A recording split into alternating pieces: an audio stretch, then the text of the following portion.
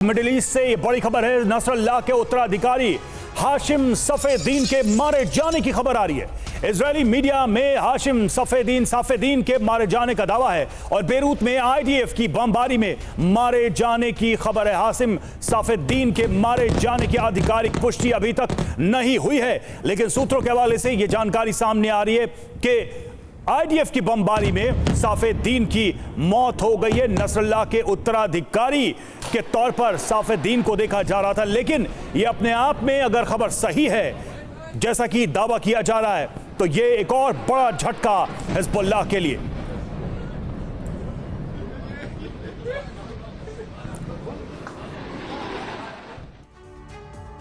और इस बीच एक और बड़ी खबर मिल रही है। मारिजे इलाके में 12 बंकर बस्टर बम से हमला हुआ है। मारिजे इलाके में ही नसरल्लाह के भाई हाशिम सफेदीन को टारगेट किया गया। वेपन डिवीजन का सलाहकार अनीसी भी मारा गया है, जो जानकारी मिल रही है।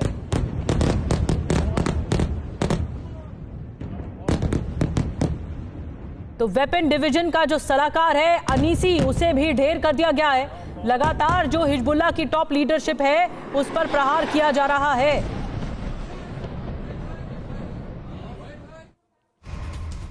और इधर बेरूत में रात भर हुए दर्जनों हवाई हमले। हिजबुल्लाह के होने वाले नए चीफ को टारगेट किया गया इन हमलों में।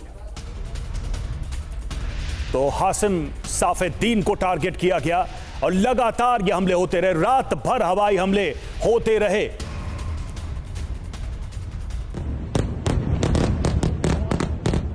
तो बेरूत से तस्वीरें सामने आई हैं इन हमलों की। सवाल यह है कि कौन है हाशिम सफेदीन, जरा इस पर भी गौर करते हैं। तो 1964 में मौलवी परिवार में जन्म हुआ। नसरल्लाह का चचेरा भाई है सफेदीन। कार्यकारी परिषद का मुखिया, शूरा काउंसिल कार्यकारिणी प्रमुख है और जिहाद काउंसिल का भी चेयरमैन। वित्त विभाग की जिम्मेदारी संभालता है और अमेरिकी नीतियों का विरोधी रहा है। 2017 में यूएस ने आतंकवादी घोषित किया और अब बड़ी खबर यही आ रही है कि बेरूत में जो बमबारी हुई है उसमें सफेदीन की भी मौत हो गई। और एक और बड़ी खबर जो बता दें, इजरायली हमले से फिर दहला है बेरूत। आधी रात बेरूत के दक्षिण में साउथ में बमबारी हुई है। धमाकों की आवाज से दहला है पूरा इलाका।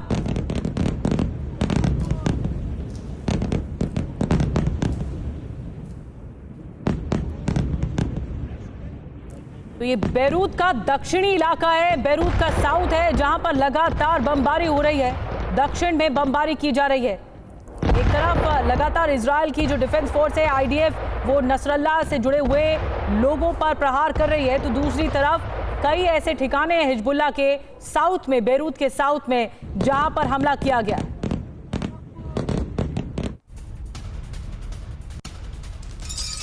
वहीं बेरूत में इंटरनेशनल एयरपोर्ट पर हमला हुआ। इंटरनेशनल एयरपोर्ट पर आईडीएफ की एयर स्ट्राइक, हिजबुल्लाह के कई ठिकानों पर भी निशाना साधा गया है। इस हमले की तस्वीरें भी सामने आई हैं। इंटरनेशनल एयरपोर्ट पर आईडीएफ ने यह हवाई हमला किया है।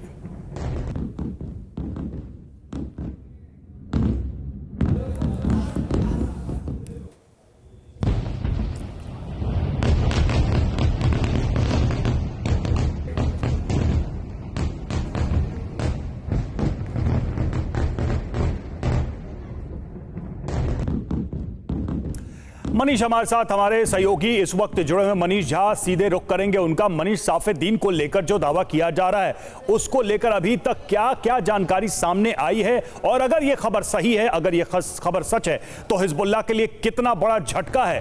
क्योंकि नसरल्लाह के बाद सफेदीन, मतलब कि हर लाइन जो तैयार की जा रही है उसे खत्म किया जा रहा है आईडीएफ के द्वारा। बिल्कुल, देखिए, मुझे लगता है कि हम और आप जो बात कर रहे थे कि नसरुल्लाह के बाद हिजबुल्लाह के टॉप पोजीशन में लगातार वैकेंसी खाली है। कम से कम इजराइल उसी मोड पर साफ तौर पर दिखाई दे रहा है।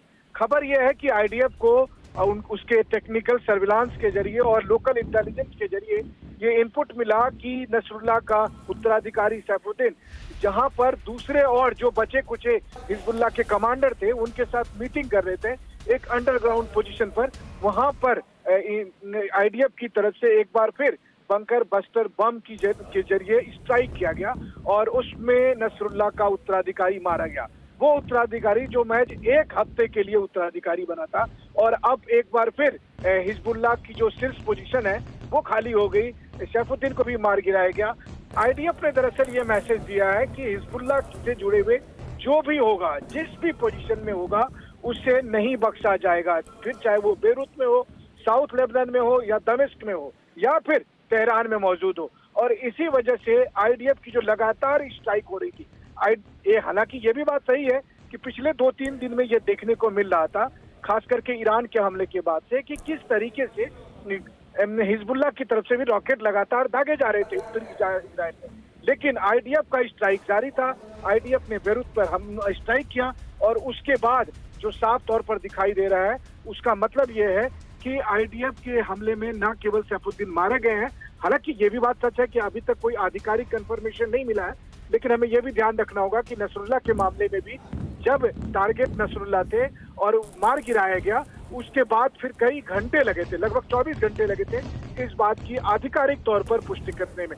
ऐसे वक्त में जब कुछ ही देर के बाद ईरान के सुप्रीम लीडर जुमे की नमाज का नेतृत्व करने वाले थे, ईरान जिसने हमला किया था और हमले के दरमियान ये कहा था कि उसने नसरुल्लाह के मारे जाने का बदला लिया है, अब ईरान के सुप्रीम लीडर के जुमे की नमाज से ठीक पहले, कुछ घंटे पहले इस तरह का स्ट्राइक होना, ये न केवल हिजबुल्लाह के लिए, लेबनान के लिए, बल्कि ईरान के लिए भी बड़ा संदेश है कि जो कोई भी रास्ते में आएगा वो मारा जाएगा, फिर वो इस्माइल हानिया हो, या फिर नसरुल्लाह हो, या फिर नसरुल्लाह का उत्तराधिकारी हो, या फिर आने वाले समय में ईरान के सुप्रीम लीडर हो। जी बिल्कुल, यानी कि जो ईरान ने हमले करके मैसेज देने की कोशिश की, उसका जवाब लगातार इजराइल की तरफ से दिया जा रहा है कि हम रुकने वाले नहीं हैं। शुक्रिया मनीष आपका हमसे जुड़ने के लिए।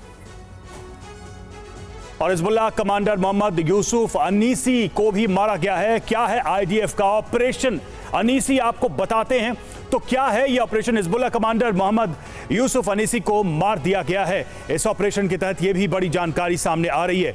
कौन था अनीसी? हिजबुल्लाह का ब्रेन माना जाता था अनीसी, जिसको आईडीएफ ने मार गिराया है, और हिजबुल्लाह का वेपन एडवाइजर था अनीसी, जिसके बारे में हम आपको बता रहे हैं। हिजबुल्लाह के लिए घातक हथियार तैयार उसने किए थे और बड़ी महत्वपूर्ण पोजीशन थी उसकी। मैकेनिकल इंजीनियरिंग स्पेशलिस्ट था, यानी तकनीक की बहुत ज्यादा जानकारी हथियारों को लेकर। अब 15 साल से हिजबुल्लाह के लिए वो काम कर रहा था। 15 साल से हिजबुल्लाह के हथियारों की जिम्मेदारी और हिजबुल्लाह के बड़े ऑपरेशन में वो शामिल रहा था। लेकिन अब खबर आ रही है कि आईडीएफ के ऑपरेशन में अनीसी मारा गया।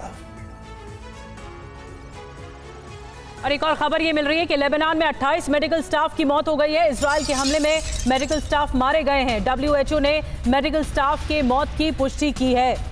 तो एक और नुकसान हुआ है, 28 मेडिकल स्टाफ मारे गए हैं लेबनान में। WHO ने इसकी पुष्टि कर दी है। इजराइल के हमले में मेडिकल स्टाफ की मौत हुई है।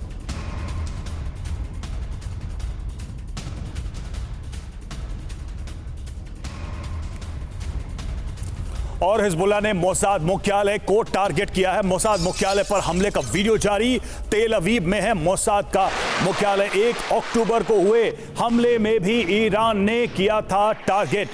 तो मुख्यालय पर हमले का वीडियो जारी किया गया है। देखिए, ये वही वीडियो है जिसको जारी किया गया मोसाद के मुख्यालय को जब टारगेट किया गया तब।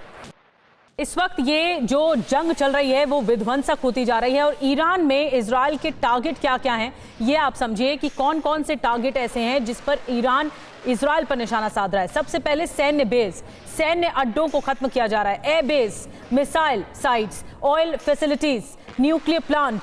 और हमला कब करना है, इजराइल में योजना बन रही है। न्यूयॉर्क टाइम्स इजरायली मीडिया के हवाले से ये बहुत महत्वपूर्ण जानकारी मिल रही है कि रणनीति बनाई जा रही है ईरान की ओर से। न सिर्फ ईरान बल्कि इजराइल को हमला कैसे करना है हिजबुल्लाह पर, अब ईरान को घेरते हुए ये भी रणनीति बनाई जा रही है।